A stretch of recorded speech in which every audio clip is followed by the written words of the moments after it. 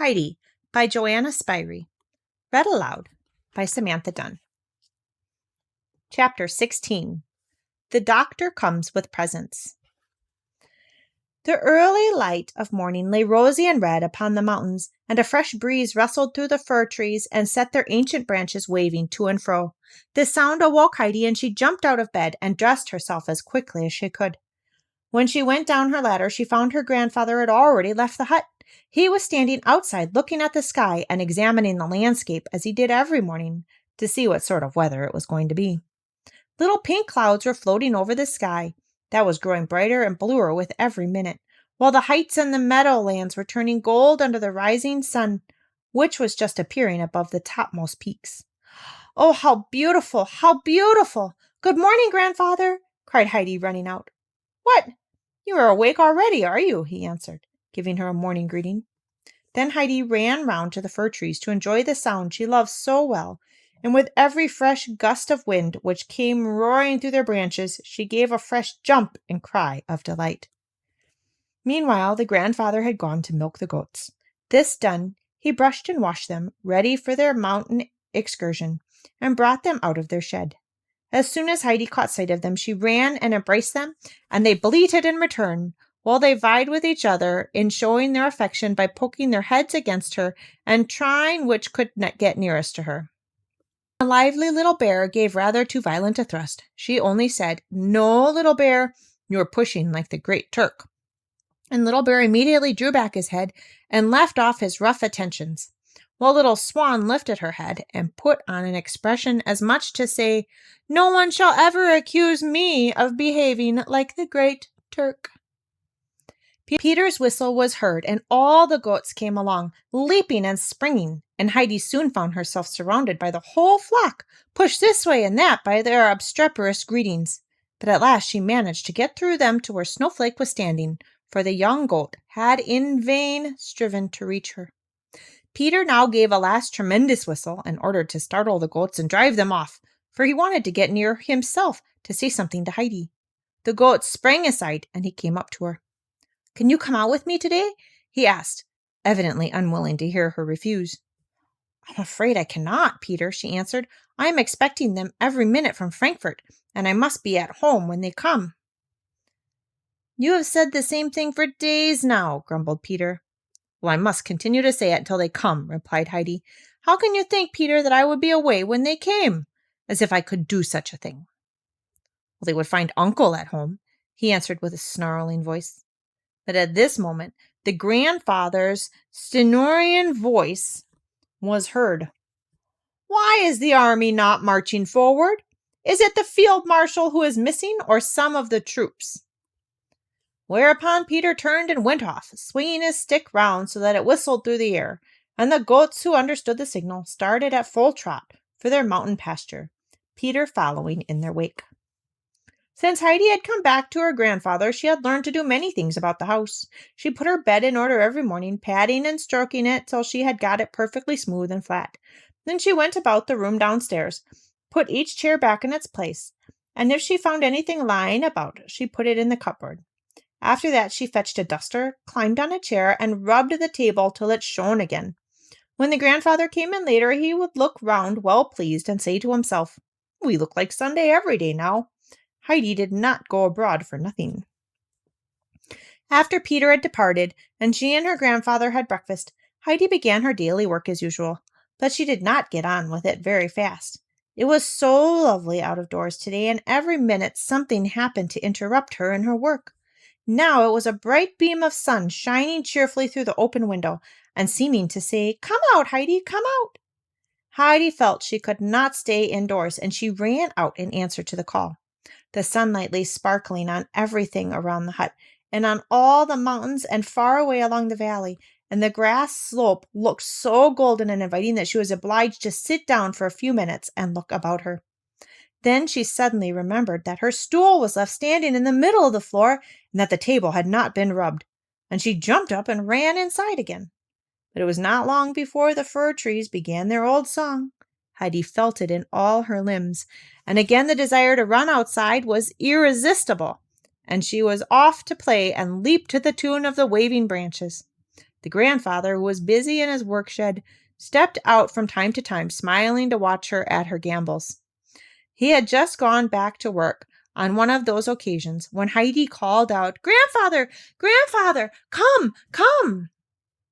He stepped quickly out, almost afraid something had happened to the child, but he saw her running towards where the mountain path descended, crying, "They're coming! They're coming! And the doctor is in front of them!" Heidi rushed forward to welcome her old friend, who held out his hands in greeting to her.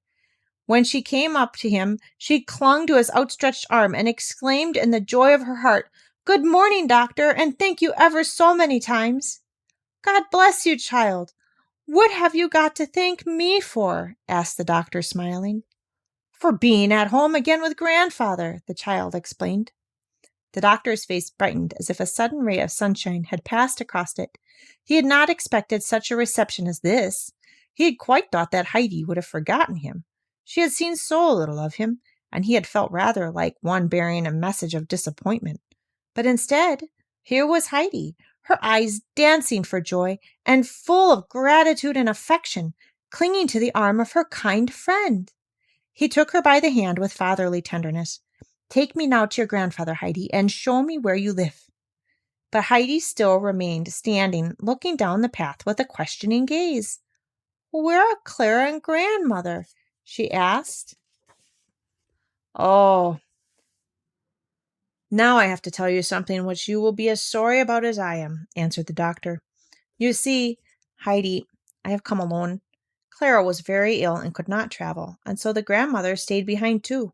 But next spring, when the days grow warm and long again, they are coming here for certain." Heidi stood motionless for a second or two, overcome by the unexpected disappointment. She suddenly remembered that the doctor had really come anyway. She lifted her eyes and saw the sad expression in his as he looked down at her. Well, she had never seen him with that look on his face when she was in Frankfurt. It went to Heidi's heart. She could not bear to see anybody unhappy, especially her dear doctor. No doubt it was because Clara and her grandmother could not come, and so she began to think how best she might console him. "Oh, it won't be very long to wait for spring, and then they will be sure to come," she said in a reassuring voice. "Time passes very quickly with us, and then they will be able to stay longer when they are here, and Clara will be pleased at that. Now let us go and find grandfather." Hand in hand with her friend, she climbed up to the hut. She was so anxious to make the doctor happy again that she began once more assuring him that the winter passed quickly on the mountain, and that summer would be back again before they knew it.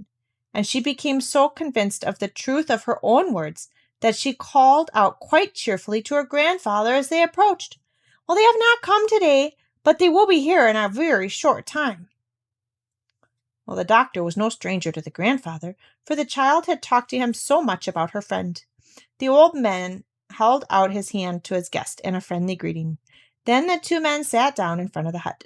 The doctor whispered to Heidi that there was something being brought up the mountain which had traveled with him from Frankfurt, and which would give her even more pleasure than seeing him. Heidi got into a great state of excitement on hearing this, wondering what it could be.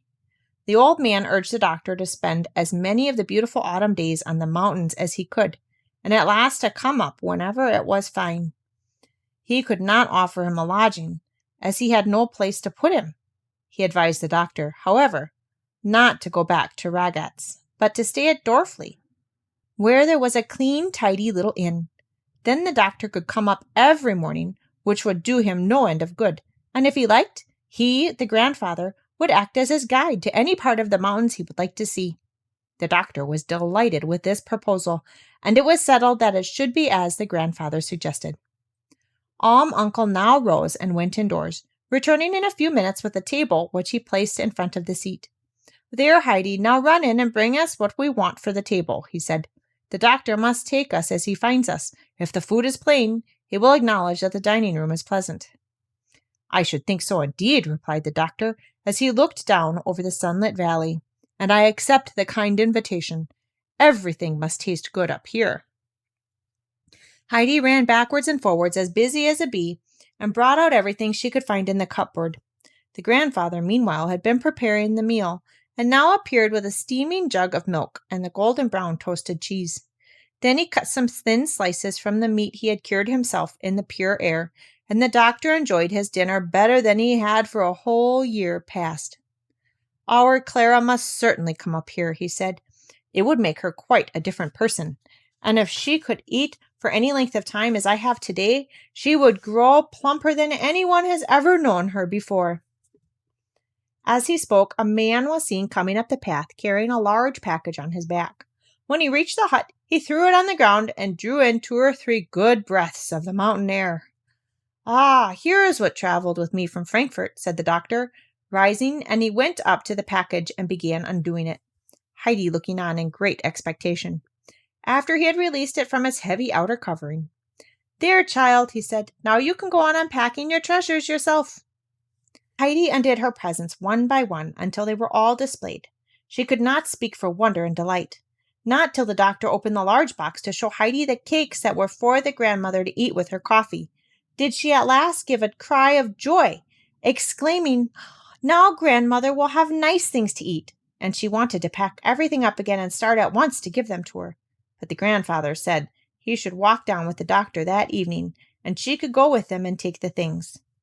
Heidi next found the packet of tobacco, which she ran and gave to her grandfather. He was so pleased with it that he immediately filled his pipe with some, and the 2 men sat down together again, the smoke curling up from their pipes, as they talked of all kinds of things, while Heidi continued to examine first one and then another of her presents. Suddenly she ran up to them, and standing in front of the doctor, waited until there was a pause in the conversation, and then said, "No, the presents have not given me more pleasure than seeing you, doctor." The 2 men could not help laughing, and the doctor answered that he should never have thought it.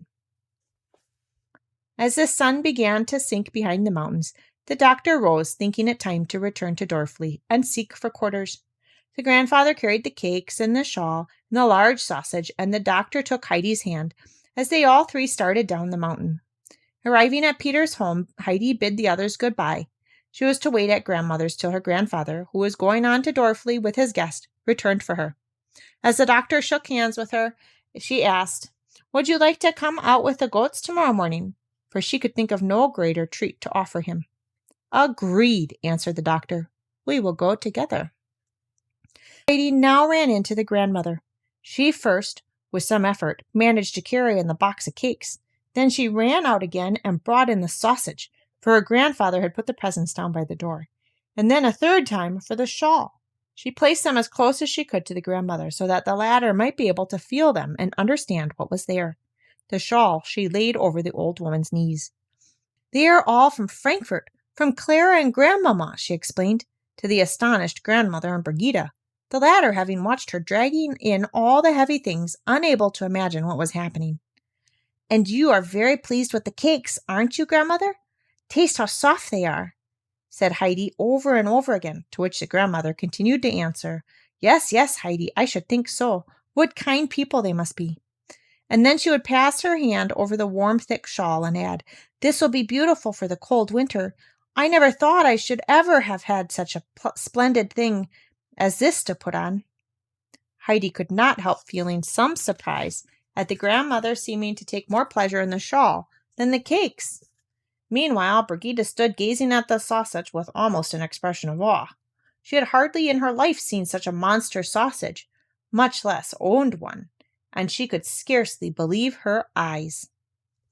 Peter came tumbling in at this moment. "Uncle is just behind me. He is coming," he began, and then he stopped short, for his eye had caught sight of the sausage, and he was too much taken aback to say more. But Heidi understood that her grandfather was near, and so said goodbye to grandmother. The old man now never passed the door without going in to wish the old woman good day, and she liked to hear his footsteps approaching, for he always had a cheerful word for her. But today it was growing late for Heidi, who was always up with the lark, and the grandfather would never let her go to bed after hours.